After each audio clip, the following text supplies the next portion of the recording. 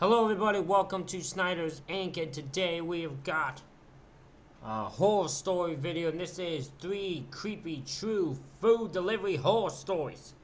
We don't get right into it, ladies and gentlemen. Hit the like button, hit subscribe button, comment what you think down below. Let's go.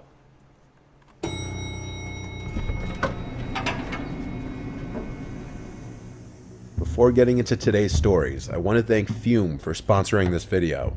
Do you have a bad habit that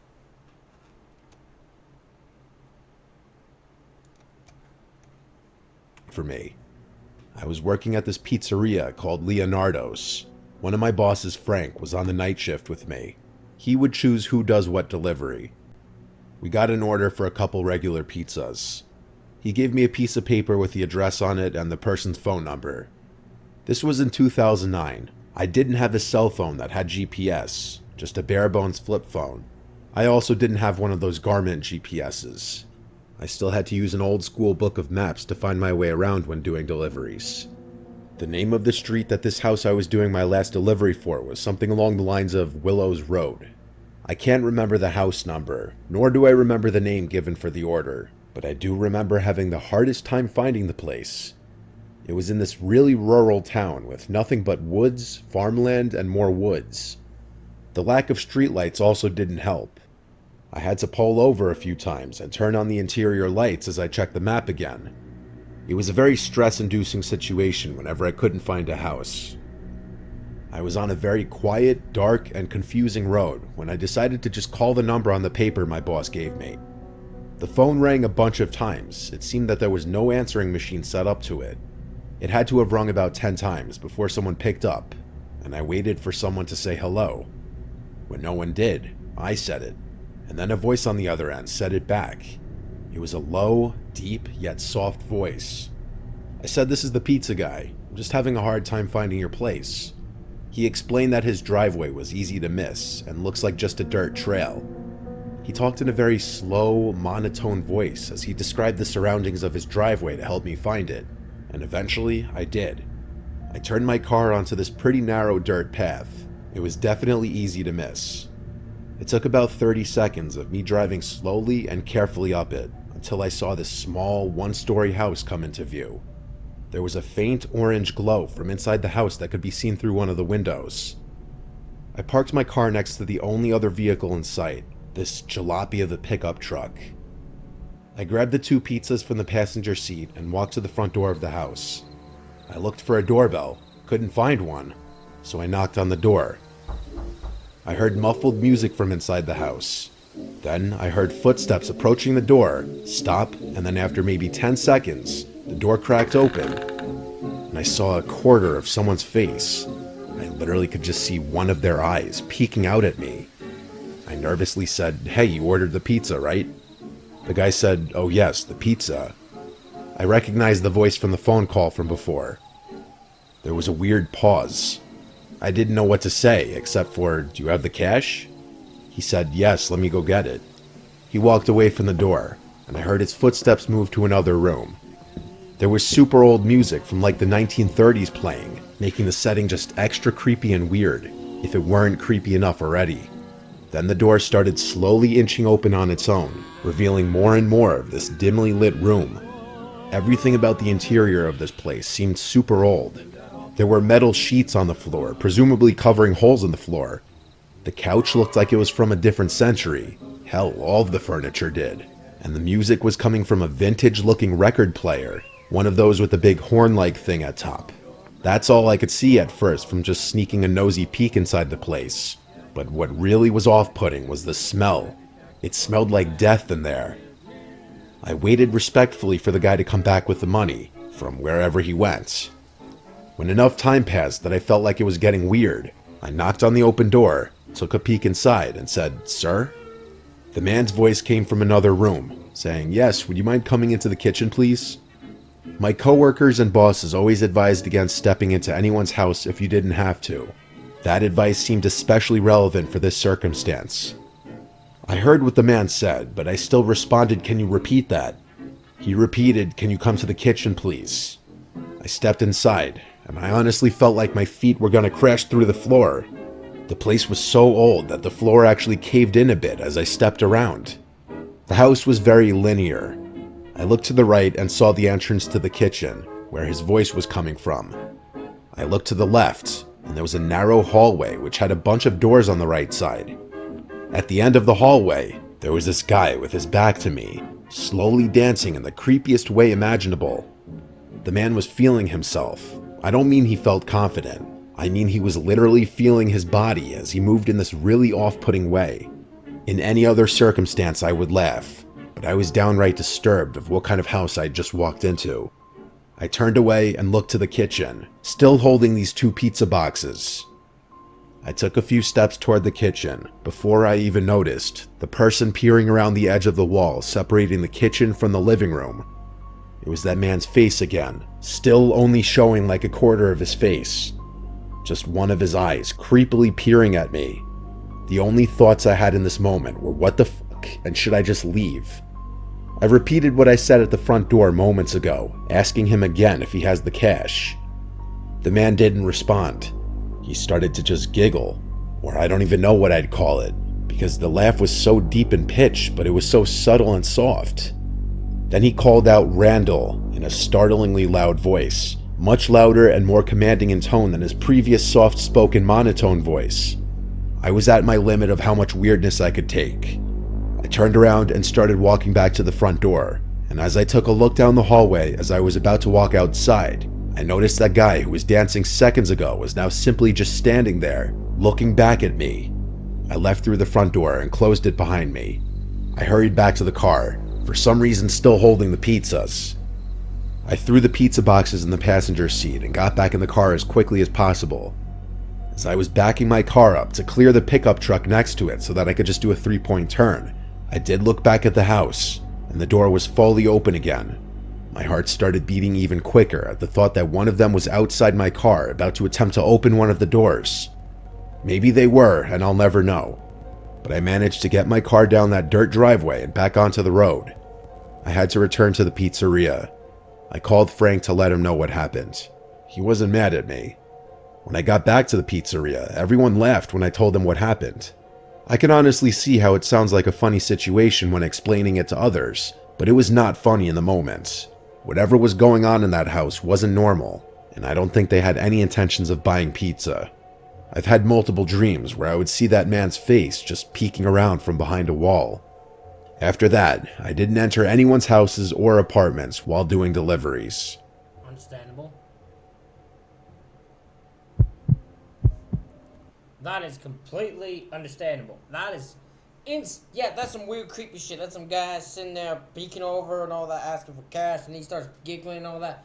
Yeah, no, that ain't happening for me. Nope.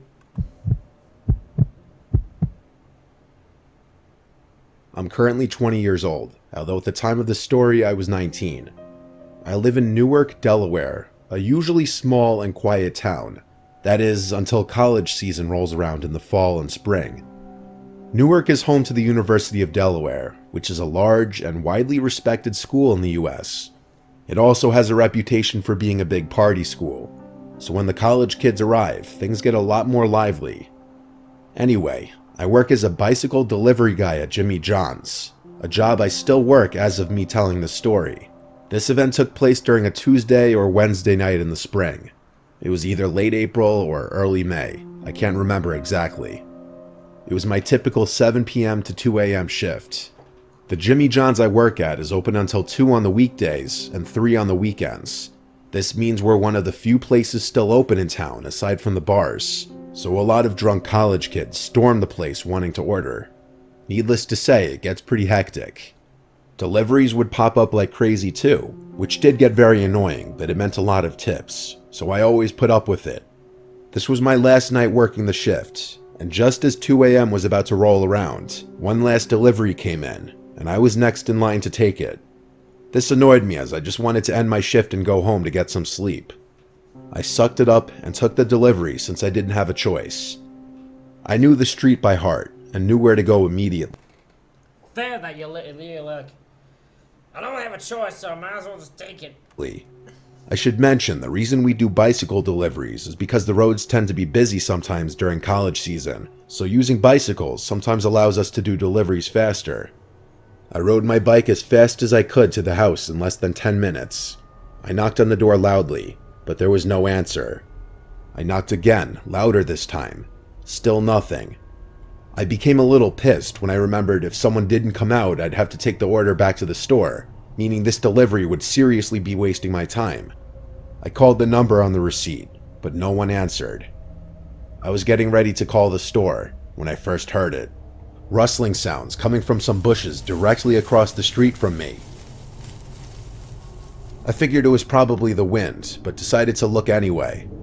When I did, I felt my stomach drop as a strong sense of dread flowed through me.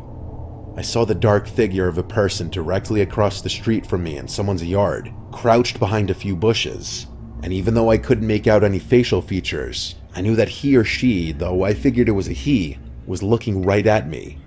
My heart was racing, but it didn't seem like he noticed that I noticed him.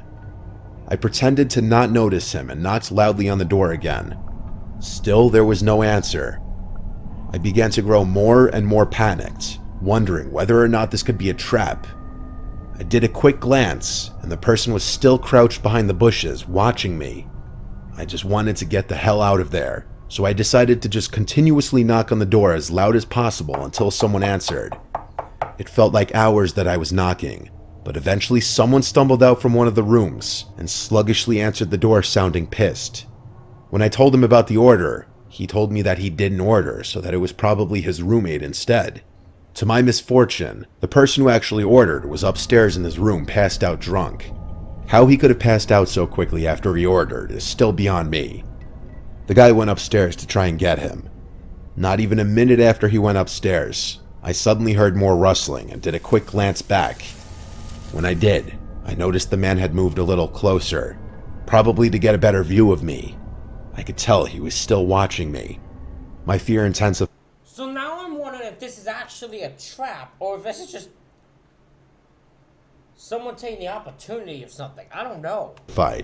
I almost wanted to come inside to get away from the man watching me, but I figured he'd steal my bike, meaning I couldn't do my job anymore. Plus, I didn't know if this person was armed and if he would actually try something if I went inside, which would put the two of them in harm's way. Luckily, he was only upstairs for a minute. He said his roommate's door was locked and that he wouldn't answer the door when he knocked.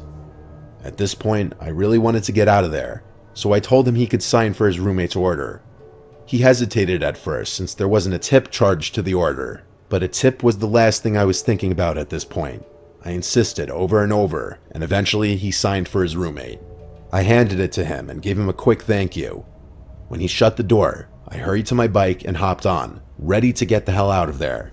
But just as I put the kickstand up, I heard the man suddenly lunge out from behind the bushes. I quickly turned to my left and saw that man was now dashing towards me. I was able to see he was wearing what looked like jeans, boots, and a black hoodie with the hood over his head, and what I think was some sort of mask on his face, as I could only see his eyes. And although I'm not 100% on this, it looked like he was holding a blade in one of his hands. I knew I had to act quick. I couldn't bang a U-turn because he'd probably catch me before I could get away. To make matters worse, all the surrounding streets led to dead ends. My only chance was to head to a bike trail that was nearby, even though it wasn't lit up and I didn't have a light on my bike. I knew it would be my only chance.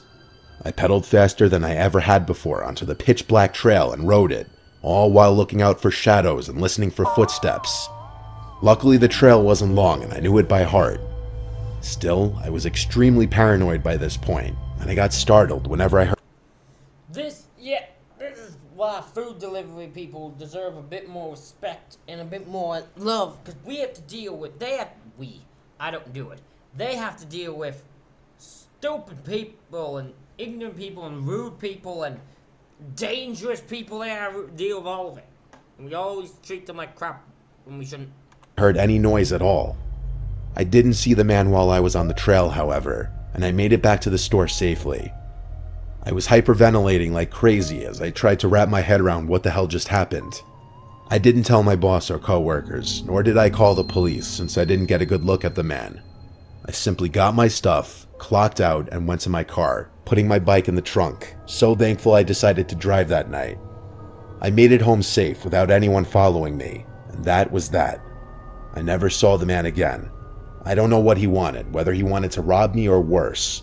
I haven't worked another midnight shift since then, and now I carry nunchucks on me whenever I do any kind of night shift. Hell yeah! Nunchucks! Newark isn't known for being a dangerous town, so the fact that this happened here truly showed me that anything can happen anywhere, to anyone at any time, no matter how safe or dangerous the area may be.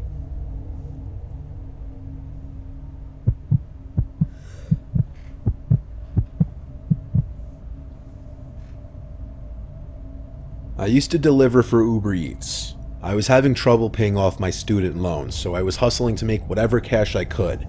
I still lived with my parents at the time. It was late at night. I was picking up an order from some fast food place in Wilmington, North Carolina, and delivering to some house about 20 minutes away. I often did late night deliveries and Uber rides because the pay was higher and I could bang out more deliveries and rides without traffic. I was already en route to the address. I was leaving the more populated residential area of Wilmington and heading in the direction of the quieter part with all the forest and farms. Most of the roads over there were pitch black and void of any other cars at that late hour in the night. I turned off the main road onto a side road with a dead-end sign. This was the road the directions were taking me, where the address was. I was brought to the last house on this road. The lights to almost every little house on the stretch were off. It was just pitch black. Even the house that I was supposed to be delivering the food to. I had to keep my car headlights on just to even see, and just so I wouldn't trip on anything, I also was using my flashlight on my phone to navigate my way to the porch of this house. I'm not lying when I say there was not a single light on. I even felt the overgrown grass rubbing on my shins as I walked to the front door. This didn't feel right. I pressed the doorbell button but didn't hear a ring, so I knocked. The customer had their delivery preference to be contact delivery, which means I'd have to actually physically hand it off to him or her.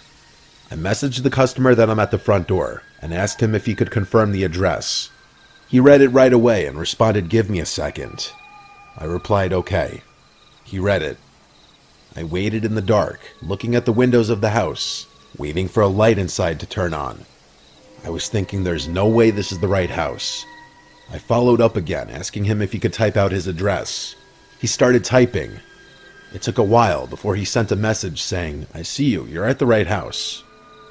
The next thing I realized was that there were no cars anywhere. This was making no sense. I asked the customer to confirm what kind of car he sees outside. He replied that he sees my light. Well, that pretty much confirmed that I was at the correct address, but it didn't make this any less sketchy.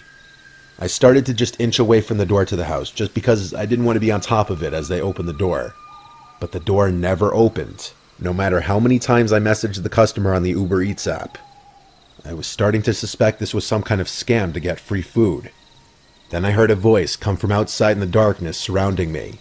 It was a male's voice calling, "Over here." I started to wave my flashlight all over the place, trying to reveal whoever just said that. I said out loud, "I'm leaving the food on the front porch over here." I didn't know who I was talking to, nor could I see them. I was terrified I was about to be attacked, so I walked back to my car, not trying to draw attention by running. When I got to my car, I heard this distinct air leaking sound that I could immediately recognize to be the sound of air leaking from a slashed tire. I took a look and saw that both the tires on the left side of the car were slashed and leaking air. I could only assume in the moment that the two tires on the right side had also been slashed. I got into the car and locked the doors first thing.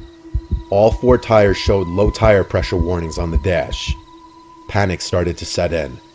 I was deciding on whether to call the police and wait in the car or making a run for it into the dark to a nearby house. I was about to pick the second option. I turned off the headlights on my car and was about to get out of the car, but I noticed someone standing outside my window. I screamed my soul out, and then I realized that there were at least 4 people standing outside of my car, one at every window. They all had on masks covering their faces. I was surrounded. One of them yelled at me to get out of the car now. I didn't know if one of them had a gun or not, and I knew that if they did, by the time I turn on the car and attempt to drive away with 4 flats, I'd have been shot dead already. I yelled through the window asking if they're just looking to rob me, and one of them said if I gave them everything on me, they'd let me go. I agreed to do so and unlocked the door. The second I did, the guy outside my door opened it and forcefully pulled me out. At this point, I was beaten and kicked by at least 3 of the guys. They grabbed everything off of me.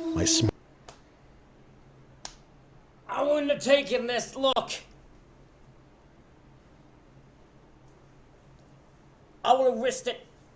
Because I think anytime I hear someone, if I see 4 people take me from an abandoned area, like an area like this where no one's around today, if you do everything we say, we'll let you go. I will never believe them. I will never believe them. Smartwatch, my shoes, my wallet, my phone, and even some things out of my glove compartment in my car.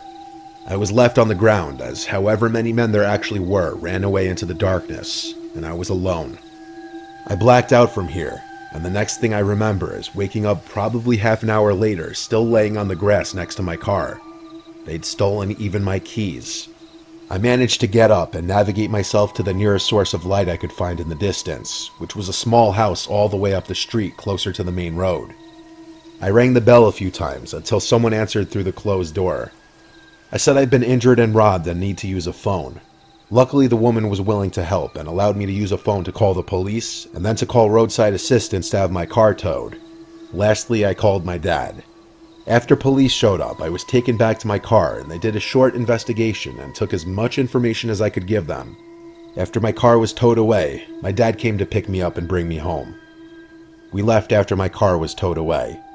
My phone's last location was down the street from the incident, and it hadn't been turned on since the night before, meaning they probably destroyed the phone. The next day, I gave even more information to some detectives regarding my Uber Eats account, and they rather quickly were able to trace the customer account back to a guy named Logan, who, long story short, allegedly lost his phone and wallet, and whoever found or stole them was the one to call the Uber Eats delivery with the intention of robbing me. Basically what I'm saying is whoever did this to me got away with it. The house that they set this up at was a vacant house for sale. My car tires were covered by insurance, but everything else I ate the loss. And this was a painful and expensive, but also valuable lesson to not be so naive ever again in a situation like that. I stopped deliveries for a few months. Then I went back to doing daytime deliveries. That's why, okay, I'm about to make a bold statement here, okay? If you are doing nighttime deliveries, and you are delivering at night, carry a weapon. Any little, carry a knife, carry something to defend yourself if need be. Because you never know what can happen to you. You never know. Ladies and gentlemen, that is it for this reaction video. Let me know what you think in the comments. Hit the like button, hit the subscribe button. Thank y'all for watching. I'll see y'all for the next one.